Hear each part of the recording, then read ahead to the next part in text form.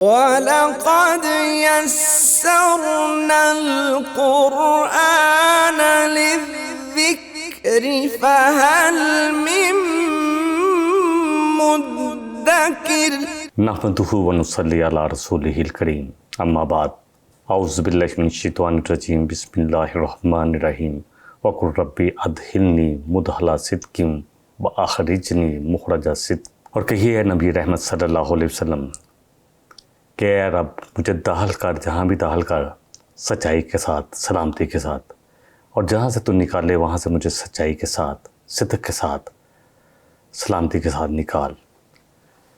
وَاجْعَلْ لِي مِن لَّدُنْکَ سُلْطَانًا نَصِیرًا، اور اے اللہ تو میرے لیے مددگار بنا دے اقتدار کو، اے اللہ تو مجھے اقتدار اور قوت عطا کر۔ بہرحال یہ دعا بڑی خوبصورت دعا ہے۔ بنی اسرائیل، سورہ بنی اسرائیل جو ہے یہ مکی دور کی آخری صورتوں میں سے ہے۔ اس دعا سے یہ واضح ہو رہا ہے کہ اب ہجرت کا وقت قریب آ رہا ہے، کیونکہ مکہ میں پروسیکیوشن بڑھتی جا رہی تھی مسلمانوں پر، اور نبی رحمت صلی اللہ علیہ وسلم کے بارے میں بھی، جیسا کہ ہم نے پڑھا تھا سورہ انفال میں، کہ فیصلے ہو رہے تھے دارالندوہ میں بیٹھ کر کہ کیا کرنا ہے ان کے ساتھ، یا تو ان کو قید کر دیا جائے، یا جلا وطن کر دیا جائے، اور معاذ اللہ یا ان کو قتل کر دیا جائے۔ لیکن وہ اپنی سازشیں کر رہے تھے، اور اوپر جو اللہ سبحانہ وتعالیٰ ہے وہ اپنی تدبیر۔ اب یہ آیت ثابت کر رہی ہے کہ اب آپ کے جانے کا وقت، یعنی مکہ سے ہجرت کا وقت قریب آ گیا تھا، اب آپ کو مدینہ جانا تھا۔ اللہ سبحانہ وتعالیٰ نے یہ آپ کو دعا بھی سکھائی کہ آپ اپنے رب سے دعا کریں کہ جہاں بھی لے کر جائے اللہ مجھے سلامتی اور صداقت کا دامن میرے ہاتھ سے چھوٹ نہ پائے، سلامتی کے ساتھ لے کے جائے اور صداقت کے ساتھ، اور اللہ مجھے جہاں سے نکالے وہاں بھی سلامتی کے ساتھ نکالے، اور اے اللہ مجھے ایسا اقتدار عطا فرما، یا ایسی حکومت، یا ایسی سلطنت، یا ایسی خلافت کہ اللہ تو میرا مددگار بنا دے ایسے لوگوں کو جو تیرے پسندیدہ لوگ ہیں۔ اور اے اللہ دنیا میں جو اس وقت انسانیت نے یا انسانوں نے تیرے نظام میں جو بگاڑ پیدا کیے ہیں میں ان کو درست کر سکوں، اور جو برائیاں انسانیت کو دیمک کی طرح کھا رہی ہیں اللہ، جیسے کہ فحش ہے، نافرمانی کے خلاف ہیں، اللہ کی نافرمانی، بے حیائی کے خلاف، بے ایمانی کے خلاف، وعدہ خلافی کے خلاف، ہر چیز اللہ اکبر اس کو روک سکوں۔ نبی صلی اللہ علیہ وسلم کے دل میں تھا کہ ایک پورا نظام قائم کرنا ہے، اور آپ کو بھیجا اس لیے تھا هو الذی ارسل رسولہ بالہدی ودین الحق لیظہرہ علی الدین کلہ۔ یہ آیت 3 دفعہ قرآن کریم میں آئی ہے، سورہ توبہ میں، سورہ صف میں، اور سورہ فتح میں، کہ بھیجا اس لیے تھا تاکہ آپ قائم کر کے دکھا دے ایک پورا نظام۔ ورنہ لوگوں نے کہنا تھا کہ آپ نے تبلیغ تو کی، نظام تو قائم ہی نہیں کیا، لیکن اللہ سبحانہ وتعالیٰ نے ریاست مدینہ کی صورت میں ایک پورا نظام، ایک پورا سسٹم قائم کر کے دکھا دیا، اور پھر آپ صلی اللہ علیہ وسلم کے دنیا سے جانے کے بعد آپ کے خلفائے راشدین نے اس کو اور بھی لوگوں کے سامنے مضبوط کر کے دکھا دیا، تاکہ کوئی یہ نہ کہہ سکے کہ آپ تو نبی رسول تھے تو ہم نے کیسے کرنا تھا۔ ابو بکر صدیق رضی اللہ عنہ کا 2.25 سال یا 2.25 سال کا دور بڑا زبردست، پھر سب سے جو بڑا زبردست دور آیا وہ 11.25 سال، 11 سال یا 10.5 سال تقریباً حضرت عمر فاروق رضی اللہ عنہ کا دور، پھر حضرت عثمان رضی اللہ عنہ کا دور جو ہے 10 سال یا 11 سال کا بڑا زبردست تھا۔ بعد میں ڈیفینیٹلی سازشیں ہوئیں، ابن سبا یا جتنی بھی سازشیں ہوئیں کہ کسی طرح اس کو توڑا جائے، اس خلافت کے نظام کو توڑا جائے۔ پھر حضرت علی رضی اللہ عنہ کا دور، وہ بھی پہلے ٹھیک تھا، لیکن آہستہ آہستہ اس میں بھی بہت سارے، کیونکہ مسلمانوں کے آپس میں لڑوایا گیا مسلمان، دیکھیں نیتیں سب کے ٹھیک تھی لیکن سمجھ نہیں آتی، اور یہ سب کچھ اللہ سبحانہ وتعالیٰ کو پتہ ہے کہ کس کی کیا نیت تھی۔ پھر حضرت حسن رضی اللہ عنہ کا 6 ماہ کا دور، اور آپ نے فرمایا کہ یہ میرا بیٹا سردار ہے، اس کی وجہ سے، کیونکہ آپ نے آگے کہا کہ جی مجھے کوئی نہیں کسی سے جنگ کرنی، اس کی وجہ سے اللہ 2 جو بڑے بڑے مسلمانوں کے لشکر ہیں، گروہ ہیں، ان میں صلح کروائے گا۔ تو یہ کریڈٹ ملا حضرت اللہ اکبر حسن رضی اللہ عنہ کو۔ بہرحال مقصد یہ تھا کہ اللہ تیرے قانون و عدل کو جاری رکھا جائے، اس کو قائم کیا جائے۔ یہی تفسیر ہے جو میں نے ابھی بیان کی، وہ حسن بصری رضی اللہ عنہ نے بھی یہی جو رحمۃ اللہ علیہ ہے، حسن بصری اور اسی طرح حضرت قتادہ جو ہے انہوں نے بھی کی۔ اسی تفسیر کو ابن جریر اور ابن کثیر جیسے جلیل القدر مفسرین نے بھی اختیار کیا۔ اسلام دنیا میں جو اصلاح چاہتا ہے وہ صرف اگر واضح سے یا تذکیر سے ہو تو وہ ممکن نہیں ہے جب تک ایک پورا نظام قائم نہ کیا جائے۔ نبی صلی اللہ علیہ وسلم کو بھیجا اس لیے کیا تھا کہ وہ نظام قائم کر کے دکھا دے۔ اب جس نے بھی قائم کرنا ہے اسے ریاست مدینہ کو دیکھنا پڑے گا کہ کیا نظام نبی رحمت صلی اللہ علیہ وسلم نے قائم کیا، اور آپ کے بعد جو آپ کے خلفائے راشدین تھے، جو 30 سالہ دور ہے، اس میں کیسا نظام چلا، وہ دیکھنا پڑے گا۔ اس کو نظام کو بنانے کے لیے عملاً جو ہے وہ سیاسی قوت یا خلافت یا کوئی طاقت چاہیے ہوتی جس سے اس پر عمل کیا جائے یا عمل کرایا جائے۔ نبی صلی اللہ علیہ وسلم کو یہ دعا خود اللہ نے سکھائی، تو اس سے یہ ثابت ہوا کہ اقامت دین، نفاذ شریعت، اجراء حدود اور اللہ کی زمین پر اللہ کا نظام قائم کرنے کے لیے اور اس کی حکومت کے لیے کوشش کرنا نہ صرف جائز ہے۔ لوگ کہیں جی اقتدار چاہیے ان کو تو صرف وہ سمجھتے ہیں کہ دین والوں کو صرف اللہ اللہ کرنی چاہیے اور اللہ کی تسبیح پڑھنی چاہیے مسجدوں میں بیٹھ کر۔ جہاد فی سبیل اللہ یہ دین کا اہم رکن ہے، اور اللہ کے نظام کو قائم کرنا پوری دنیا میں یہ دین کا اہم ترین حکم اور اس کا رکن ہے۔ نبی صلی اللہ علیہ وسلم نے فرمایا کہ یہ دین قائم ہو کے رہے گا یہاں تک کہ تم دیکھو گے کہ ہر کچے پکے گھر میں یہ داخل ہوگا، عزت والوں کو عزت دیتے ہوئے اور ذلت والوں کو ذلیل کرتے ہوئے، یعنی کہ جو مان لیں گے تو ان کو عزت ملے گی، اور جو مقابلہ کر کے مغلوب ہو کر آئیں گے وہ ذلت سے دوچار ہوں گے۔ بہرحال یہ جو ہے اس طرح کی کوشش کرنا، لوگ سمجھتے ہیں کہ دین والوں کو تو یہ کوشش نہیں کرنی چاہیے۔ دیکھیں دین والوں کو اگر یہ کوشش کرنی ہے تو دین والوں کو ثابت کرنا ہے کہ ان کی کوشش صرف اللہ کے نظام کے لیے تھی، اپنے اقتدار کے لیے، اپنی مراد کے لیے، اپنی آسائشوں کے لیے نہیں تھی۔ یہ بہت ضروری ہے، کیونکہ آج کل جو دین پہ سب سے بڑا تان ہوتا ہے وہ ایسے لوگوں کی وجہ سے ہوتا ہے، ایسے دین والوں کی وجہ سے ہوتا ہے جو دین میں جو اس لیے اقتدار میں آتے ہیں تاکہ مراد حاصل کریں، پھر ان کی نسل در نسل فائدہ اٹھا رہی ہے۔ میں کسی کا نام لیے بغیر کہہ رہا ہوں اور سب کو پتہ ہے کہ کیا ہو رہا ہے۔ بہرحال اگر سچی کوشش ہو تو وہ مطلوب اور مقصود ہے، یہ دنیا پرستی نہیں بلکہ یہ تو سچی وہ حکومت ہے کہ اللہ کی زمین پر اللہ کی حکومت قائم کی جائے۔ اس میں پھر خلافت کا نظام اور خلیفہ وقت ویسے ہی ہوگا جیسے ابو بکر صدیق تھے، جیسے عمر فاروق تھے، جیسے عثمان تھے رضی اللہ عنہ، اور جیسے حضرت علی رضی اللہ عنہ تھے، تو یہ ویسے ہی ہوگا۔ اور پھر اس کے بعد بھی بہت سارے خلیفہ آئے، جیسے عمر بن عبدالعزیز آئے، کیسے کیسے لوگ آئے جنہوں نے قائم کر کے دکھایا، تھوڑا یا زیادہ وقت کے لیے، لیکن اسلام کا ایک نمونہ ہمارے پاس ہے، اور خود نبی صلی اللہ علیہ وسلم نے قائم کر کے دکھا دیا تھا۔ اور اس کے بعد اسپیشلی میں سمجھتا ہوں حضرت ابو بکر رضی اللہ عنہ کا دور اور حضرت عمر فاروق رضی اللہ عنہ کا دور بڑا زبردست ہے۔ آج بھی دنیا میں عمر لا کے نام سے کتنے قانون چل رہے ہیں، پڑھیں تو صحیح اپنے ہیروز کو، ہم تو دوسرے ہیرو بنا رکھے ہیں، اصل ہیروز تو یہ ہیں، یقین جانیں۔ بہرحال اللہ کا دین کو قائم کرنا یہ عین عبادت ہے، یقین جانیں، اور احکام شریعت قائم کرنے کے لیے سیاسی اقتدار کو حاصل کرنا اچھے طریقے سے، جائز طریقے سے، اگر ووٹنگ ہے تو اس کے ذریعے، اور اگر ویسے تو نظام جو ہے پہلے تو شورا کے ذریعے فیصلے ہوتے تھے، اور وہی بہتر فیصلہ ہے کیونکہ عوام جو ہے اس کو تو جو بھی میڈیا جو بھی دکھاتا ہے وہ صحیح فیصلہ نہیں کر پاتے، تو شورا وہ تھے جو سمجھدار لوگوں کی ایک کمیٹی بنتی ہے۔ اگلی آیت لے لیتے ہیں۔ اللہ سبحانہ وتعالیٰ فرما رہے ہیں وَقُلْ جَاءَ الْحَقُّ وَزَهَقَ الْبَاطِلُ، آپ کہیے نبی رحمت صلی اللہ علیہ وسلم کہ حق آ گیا اور باطل چلا گیا، ان الباطل کان زہوقا، اور باطل کو تو جانا ہی تھا۔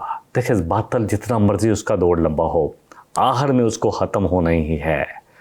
آج دنیا میں ہمیں نظر آ رہا ہے کہ باطل ہی باطل نظر آ رہا ہے، ہر طرف کیا مسلمان ریاستیں، کیا اللہ اکبر، کیا یورپ، کیا امریکہ، کیا کفر کی ریاستیں، سب کے سب باطل ہی نظر آ رہا ہے، کیونکہ نظام اللہ کا کہیں ایک انچ بھی جگہ نہیں ہے جہاں اللہ کا پورا نظام قائم ہو۔ صرف عبادات ہیں، کچھ کہیں پہ کچھ ہے، کہیں پہ کچھ ہے، لیکن پورا نظام جو نبی رحمت صلی اللہ علیہ وسلم نے قائم کر کے دکھایا اور جو آپ کے خلفائے راشدین نے قائم کر کے دکھایا، وہ آج ہمیں نظر نہیں آ رہا دنیا میں۔ پڑھے تو صحیح وہ دور اللہ اکبر، میں اور آپ پڑھیں۔ بہرحال یہ اعلان اس وقت کیا گیا جب مسلمانوں کی ایک بڑی تعداد اس وقت تک حبشہ میں پناہ گزین تھی اور باقی مسلمان سخت بے کسی اور مظلومی کی حالت میں مکہ کے اطراف میں یا مکہ میں زندگی گزار رہے تھے۔ پھر جو مدینے کی طرف ہجرت کا حکم ہوا تو بہت سارے صحابہ بھی مدینے چلے گئے۔ اس کے بعد دوسری ہجرت جو ہے اس کے، اور پھر نبی کریم صلی اللہ علیہ وسلم کو بھی اللہ اکبر اللہ نے فرما دیا کہ اب آپ بھی مدینے چلے جائیں، اور اللہ تعالیٰ لے گیا ان کے سامنے نکال کر۔ جب وہ سازشیں کر رہے تھے کہ آپ کو یا قید کر دیا جائے یا جلا وطن کیا جائے یا اللہ اکبر نعوذ باللہ من ذالک آپ کو شہید کر دیا جائے، قتل کر دیا جائے۔ بہرحال غلبہ جو ہے اس وقت جب آپ مکہ سے نکلے ہجرت کر کے، آپ ان کے سامنے ان کی آنکھوں کے دھول چونکتے ہوئے اللہ نے ان کے آگے پیچھے پردہ قائم کر دیا، جیسا سورہ یاسین میں آتا ہے۔ پھر آپ نے کتنا مشکل سفر کیا، کتنا لمبا چکر کاٹ کر آپ کے جدہ کی طرف سے سمندر کی طرف سے کے 3 دن آپ کو گاڑے سور میں رہے اور اللہ کی مدد ہر جگہ آتی رہی۔ دیکھیں اللہ سبحانہ وتعالیٰ نے ہر چیز کو انسانی بنیادوں پر، ورنہ اللہ چاہتے تو اپنے رسول کو، اپنے نبی کو صلی اللہ علیہ وسلم کو، اپنے محبوب کو، جن کو اللہ نے آسمانوں کا سفر کروایا، معراج کروائی، یہ خواب کی حالت میں ہوتی تو کوئی بھی اعتراض نہ کرتا۔ یہ جیتے جاتے جسم کے ساتھ ہوئی تھی یہ معراج، جو آپ عرش پر گئے تھے اللہ کے پاس، اور پہلے آسمان، دوسرے آسمان اور پھر 7 آسمان کی سیر کرائے گی، تو وہ اللہ آپ کو مدینے بھی لے جاتا۔ لیکن لوگ کہتے ہیں پھر ہم کیسے کریں جی، اللہ تو ان کو لے گیا، لیکن آپ نے خالص انسانی بنیادوں پر کوشش کرتے ہوئے، ہاں اللہ کی مدد تو آج بھی ہم اگر اللہ کے لیے کھڑے ہوں گے، یقین کریں کوئی بھی کام کریں تو انشاءاللہ ضرور پائیں گے۔ نیتیں ہم اب چیک کر لیں کہ یہ کام کس لیے کر رہے ہیں، کیا دکھاوے کے لیے تو نہیں کر رہے یا دنیا داری کے لیے تو نہیں کر رہے، اور اگر کام میرا اور آپ کا خالص اللہ کے لیے ہوگا تو پھر اللہ کی مدد دیکھیں کیسی آتی ہے ہمارے لیے۔ بہرحال نبی صلی اللہ علیہ وسلم نے جب اللہ اکبر صاف صاف ان باطل پرستوں کو سنا دو کہا گیا تو آپ نے سنا دیا کہ حق آ گیا اور باطل مٹ گیا۔ ایسے وقت میں یہ عجیب اعلان لوگوں کو اور اسپیشلی مشرکین مکہ کو ایک مذاق محسوس ہوا، انہوں نے اسے ٹھٹھوں میں اڑا دیا۔ مگر 9 برس ہی گزرے تھے کہ نبی کریم صلی اللہ علیہ وسلم اللہ اکبر فتح مکہ، اللہ اکبر سن 8 ہجری 8 ہجری میں آپ فاتح کی حیثیت سے داخل ہوئے، اور اتنے زبردست طریقے سے کہ اتنے جھکے ہوئے تھے اللہ سے، اتنی عاجزی کے ساتھ کہ آپ کی داڑھی مبارک جو ہے اونٹ کے کوہان کو چھو رہی تھی۔ پھر آپ نے آگے کہا کہ آج تم پر کوئی پکڑ نہیں، اور آپ نے سب کو معاف کر دیا سوائے چند لوگوں کو۔ بہرحال اس طرح داخل ہوئے، اور پھر آپ نے جب آپ کعبے میں داخل ہوئے تو 360 بتوں کو آپ نے ہٹایا، اور آپ یہی آیت پا رہے تھے اللہ اکبر جاء الحق وزهق الباطل، کہ آ گیا حق اور باطل چلا گیا، ان الباطل کان زہوقا، اور باطل کو جانا ہی تھا۔ اور اسی آیت کو پڑھتے ہوئے آپ بتوں کو گرا رہے تھے، اللہ اکبر اس شہر میں داخل ہوئے۔ بخاری میں عبداللہ بن مسعود سے روایت ہے کہ فتح مکہ کے دن نبی کریم صلی اللہ علیہ وسلم بتوں کو ضرب لگا کر یہی پا رہے تھے جو میں نے ابھی بیان کیا، وہی حدیث کے الفاظ ہی میں نے بیان کیے تھے۔ وَقُلْ جَاءَ الْحَقُّ وَزَهَقَ الْبَاطِلُ إِنَّ الْبَاطِلَ كَانَ زَهُوقًا۔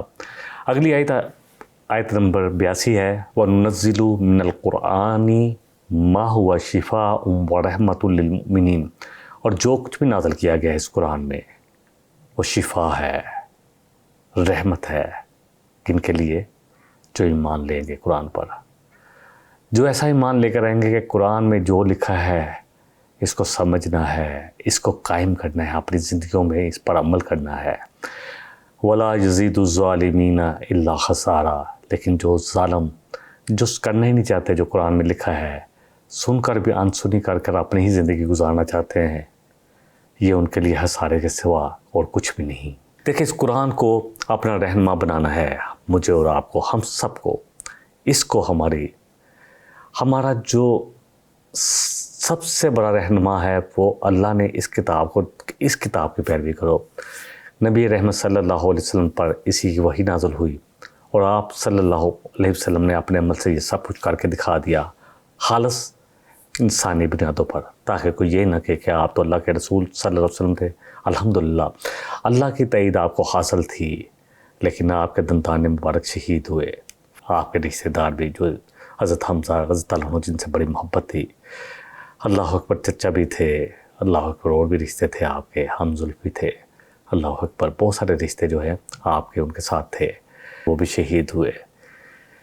کتنے پیارے پیارے صحابہ تھے جنہوں نے شہادت، اللہ مصطفی عمیر رضی اللہ عنہ شہزادے تھے، اور جب وفات پائی شہید ہوئے تو اتنا بھی کفن نہیں تھا کہ پیر ڈانگتے تو سر ننگا ہو جاتا اور سر ڈانگتے تو پیر ننگے ہوئے تھے، اتنا بھی نہیں تھا، اللہ اکبر۔ بہرحال یہ سارے سب کچھ رہا مسلمانوں نے اور آپ صلی اللہ علیہ وسلم نے۔ بہرحال اسلامی مملکت کا آئین اور دستور جو ہے وہ اسلامی ہونا چاہیے، حالت قرآن اور حدیث پر ہونا چاہیے، چاہے معاشرتی فیصلے ہوں چاہے معاشی فیصلے ہوں، جو معاشرے میں جو فیصلے کیے جاتے ہیں آپس میں رہن سہن کے، معاشی جو ہمارے کاروباری فیصلے ہیں، سیاسی ہوں عدالتی ہوں، ایوانوں میں جو فیصلے طے کیے جاتے ہیں، اسمبلیوں میں یا سینٹروں میں، عدالتوں میں یا بازاروں میں، خوشیوں میں یا غمیوں میں، ہر چیز ہر فیصلہ قرآن و سنت کے تابع ہونا چاہیے۔ دیکھنا پڑے گا کہ اس موقع پر قرآن و سنت کا کیا حکم ہے، اور ہر حکم مل جائے گا ہمیں، کہیں کوئی چیز ایسی نہیں ہے جو نہیں ملے گی، جو ان سا مرضی زبانہ آ جائے۔ یہ قرآن آخری زمانے تک کے آخری انسان تک کے لیے ہدایت کا سرچشمہ ہے، اور نبی رحمت صلی اللہ علیہ وسلم کی پوری زندگی اللہ نے محفوظ کر دی۔ یہ آخری انسان اور آخری دور تک کے لیے ہدایت کا سرچشمہ ہے قرآن و سنت۔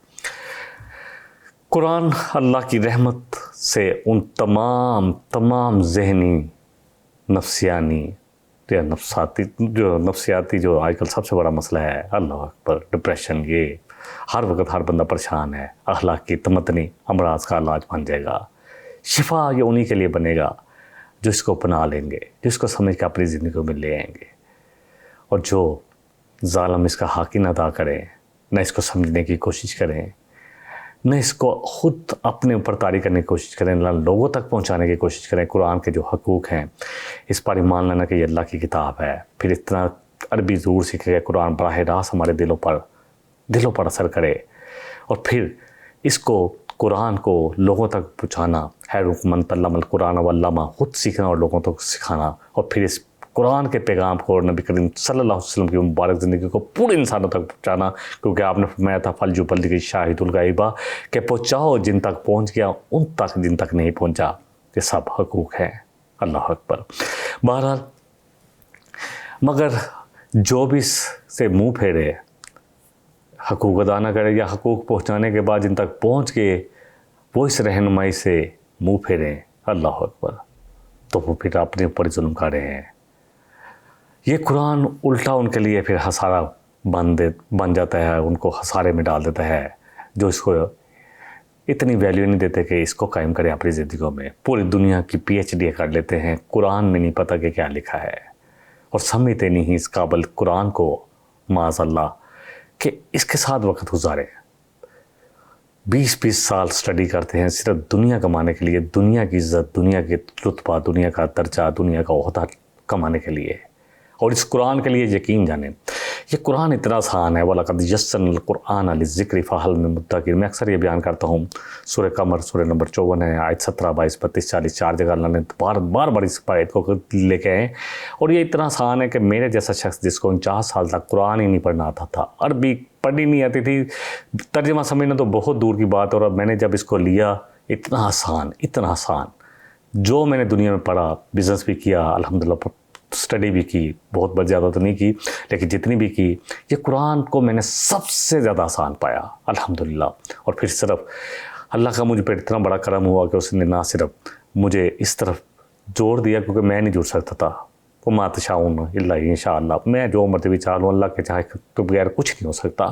اصل بات یہی ہے، اور یہ اللہ کا مجھ پر اتنا بڑا فضل ہے، اتنا بڑا فضل، کہ یہ قرآن براہ راست سمجھ بھی آتا ہے، اور اللہ سبحانہ وتعالیٰ نے جو نبی صلی اللہ علیہ وسلم نے سپرلیٹو ڈگری دی ہے نا، افضلکم من تعلم القرآن وعلمہ، اگر تم میں سب سے افضل وہ ہے، فضیلت والا وہ ہے جو قرآن سیکھے اور سکھائے، خیرکم من تعلم القرآن وعلمہ، تم میں سب سے بہتر وہ ہے جو قرآن سیکھے سکھائے۔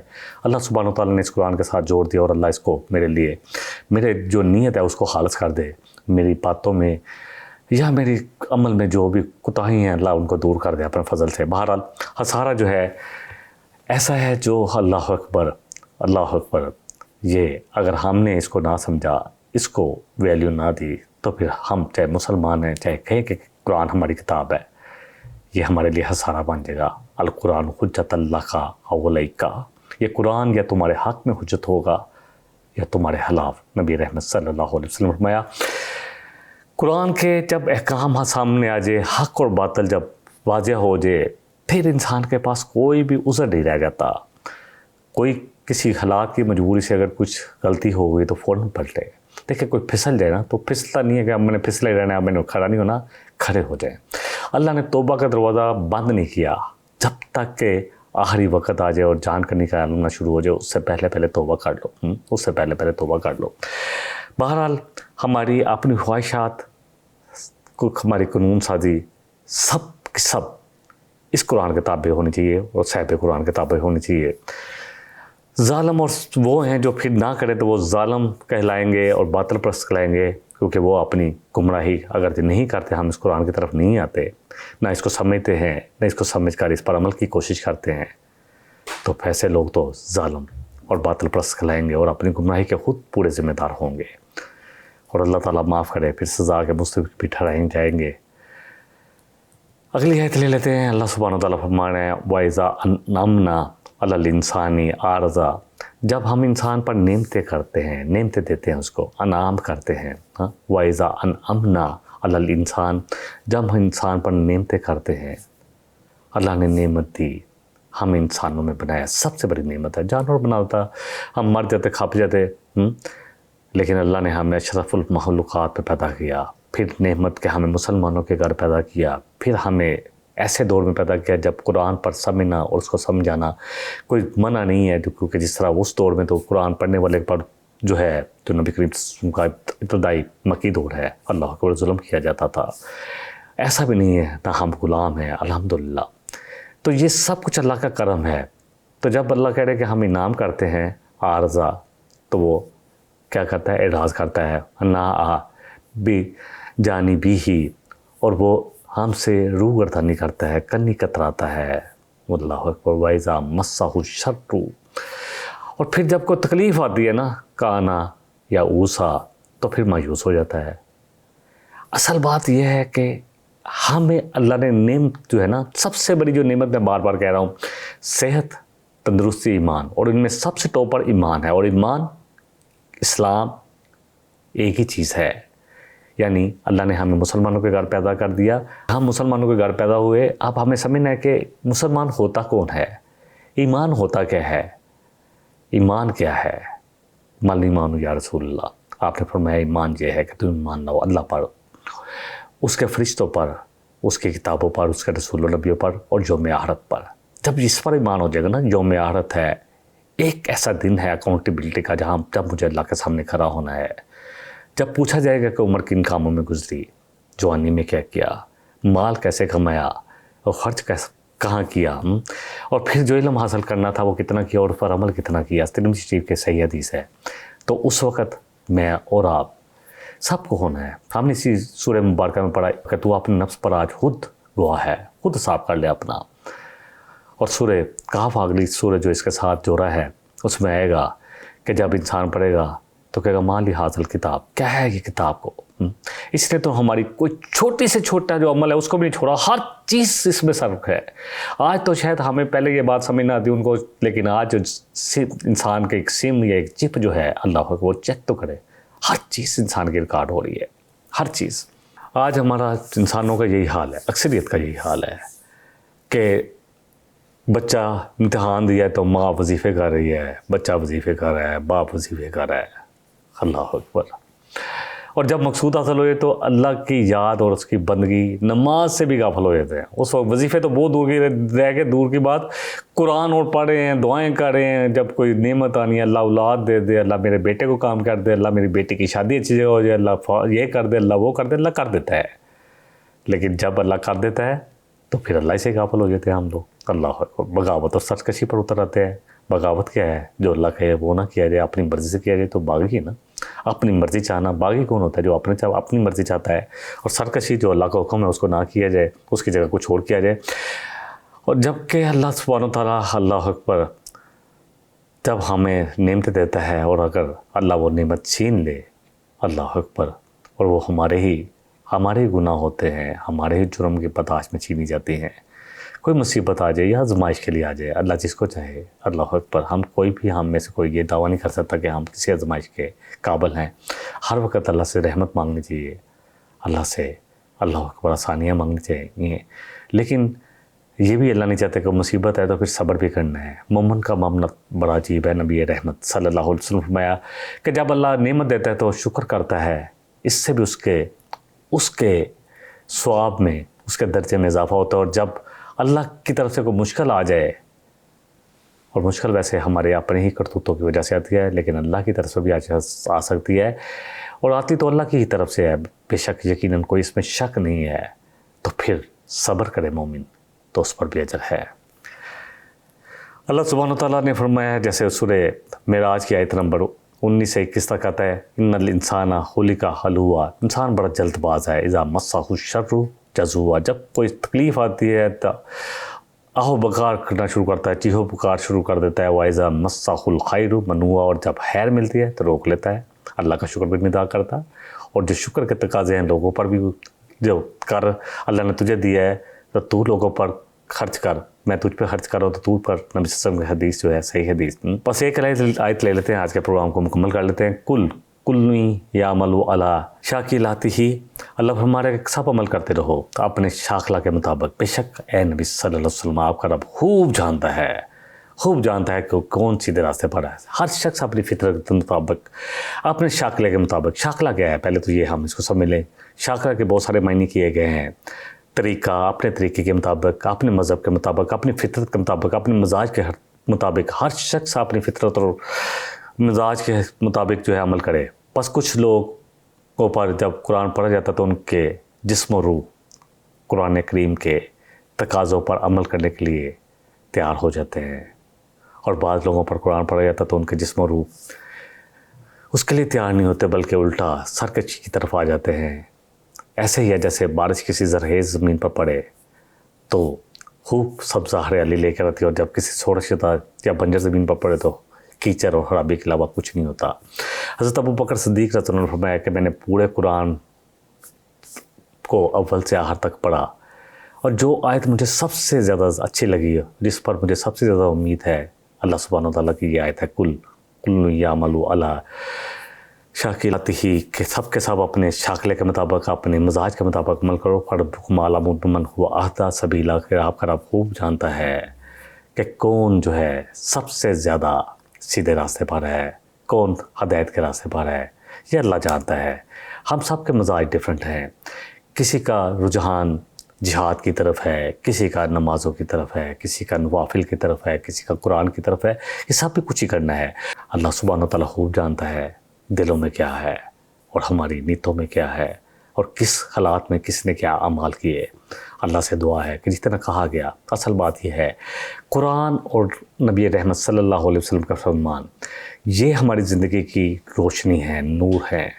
اس نور سے اپنے زندگیوں کو، اپنی زندگی کی راہوں کو ہم روشن کریں. یقین جانیں اتنا خوبصورت دین ہے، وہ اتنا آسان دین ہے.